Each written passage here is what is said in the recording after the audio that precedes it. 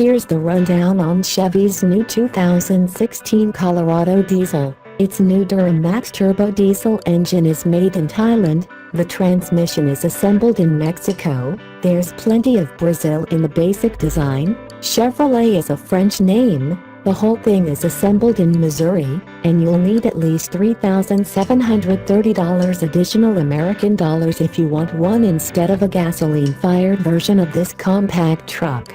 And if you like trucks, you'll want one. Introduced last year, the latest Colorado and its near twin, the GMC Canyon, have reinvigorated the seemingly dormant midsize, or compact or whatever, market. No rerun of the mediocre product General Motors once plugged into this space. The Colorado's easygoing manners and sophisticated detailing have been attracting buyers that just 12 months ago would have reflexively bought a big truck. Even GM itself seems surprised at how good the Colorado turned out and how well it has been selling. With GM's Wentzville, Missouri, assembly plant already running flat out, the Duramax diesel version isn't going to boost production or sales any further. But it effectively stretches the abilities of the Colorado in ways that are a bit unexpected.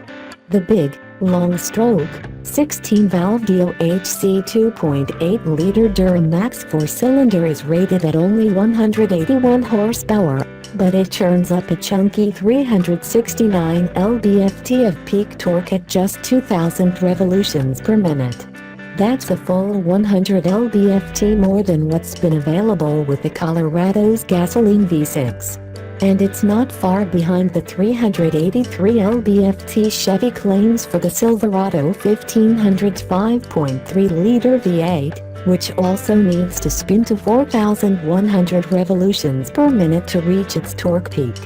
All Duramax versions will be equipped with the same 6L50 6-speed automatic transmission available in other models. All that torque means that the Colorado Duramax is the best compact truck yet devised for towing duty. The strongest gas-powered model can offer 7,000 pounds of towing capacity, whereas a two-wheel drive diesel is rated to tug up to 7,700. Go for the 4x4 diesel and the tow rating drops by 100 pounds, but Airstream's big, 28-foot land yacht travel trailer has a base weight of 6,586 pounds, thereby leaving the Colorado Duramax owner at least half a ton of room to add options, water, and cargo like 1,200 thread count sheets. And without the turbo diesel's deep well of low-end torque, the gasoline models won't be as comfortable towing any size load. While torque production is the Duramax 4's greatest talent, it's the engine's refinement that makes it easy to live with. Based around a tall iron block, it features a pair of counter-rotating steel balance shafts in the oil sump that knock out much of the vibration inherent in such a gnarly beast. Add hydraulic engine mounts and there's little, albeit not none, of the rocking motion at idle once common with diesel truck engines. To further civilize things, a centrifugal pendulum vibration absorber has been embedded inside the transmission's torque converter. According to the Chevrolet, the CPVA is an absorbing damper with a set of secondary spring masses that, when energized, cancels out the engine's torsional vibrations. Okay, we look forward to the SAE white paper. Finally, to isolate diesel noises out of the cabin, GM has added sound-deadening material to the Colorado's dashboard area and thickened the pads in other areas. This is an exceptionally quiet diesel when you're inside with the windows up.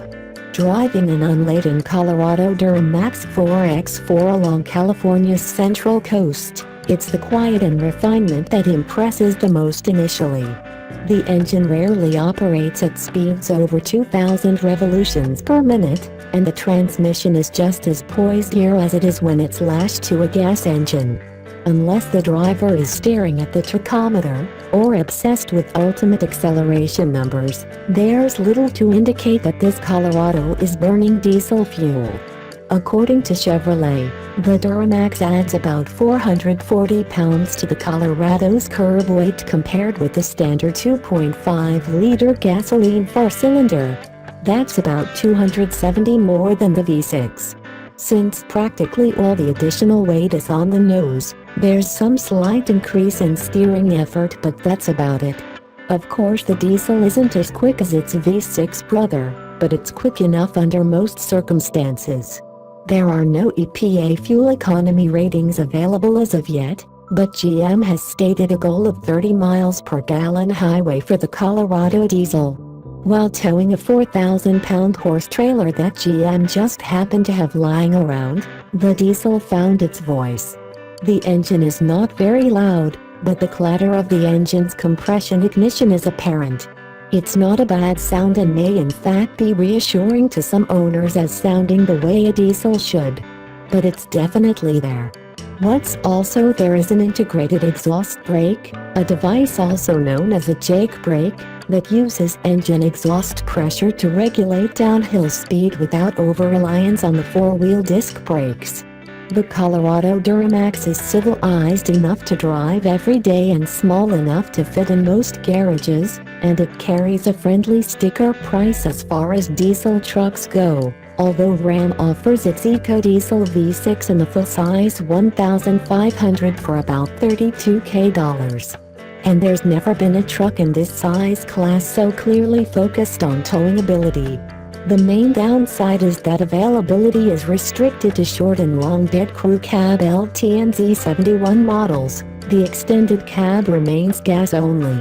Still, Chevrolet is likely to be limited in how many it can sell solely by how many it can make.